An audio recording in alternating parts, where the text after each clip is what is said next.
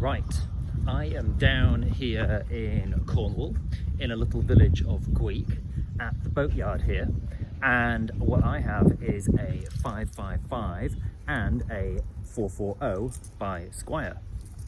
So ever since Squire came out with this 555 last year, I've been wanting to test it alongside their galvanized equivalent, which they've been doing for 50 years. Now, this is galvanized.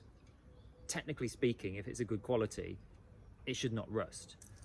So why make the stainless steel version? I don't know. So anyway, I just want to kind of test them side by side in an environment that's going to really challenge them. So we are going to do it here in Gweek because, as you can see, it's really tidal here. This is at the end of the Helford River, and the salt water pushes up the river twice a day. So these locks, if I can get them below the medium water mark, they're going to get half salt water, half dry, left out in the air to kind of corrode, and then dunked again. And I'm going to leave it for like a month or two and see what happens. So for those that don't know the difference between galvanized and stainless steel, this trailer is made of galvanized, and this has been in and out of seawater for a long time. No rust. Doesn't look very nice, but it performs. That is the galvanized lock. No, sorry, that is the stainless lock. This is the galvanized lock.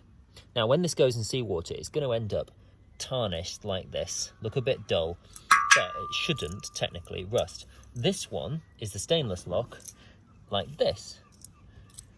Now, technically speaking, in a marine environment, a decent galvanized lock should perform absolutely fine. And the stainless lock should also perform fine. However, there are various different grades of both galvanized and stainless. I am fairly certain this stainless lock is stainless 304, not 316, so it may show some signs of rust.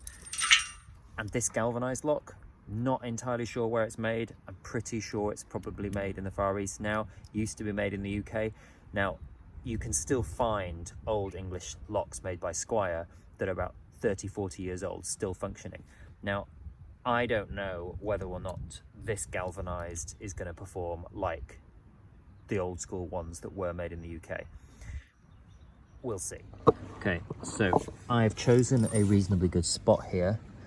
I'm going to put it down here. It's going to be down near the silt. It's going to get salt water half of the tide. It's then going to be left out above the fresh water running from the river, and that river should carry down plenty of silt that will potentially clog up the lock and the mechanism in it. Let's get it in there, and I'll come back and have a look in a month, come back and have a look in another couple of months, and then, I don't know, maybe we'll leave it in 4 or 5 months and see what happens. So I'm actually I just lowered them down, and I realized that actually I had them together on the same loop, but actually there shouldn't be, but there could be a chance of dissimilar metal corrosion which might taint the test. So I'm going to keep them separate. I'm going to put this one on a hitch just above the other one so they're completely separate, so I don't taint this test. I don't want to get trolled on YouTube saying, oh, well, you had them together, it was a false test. So I'm going to keep them separate and see what happens.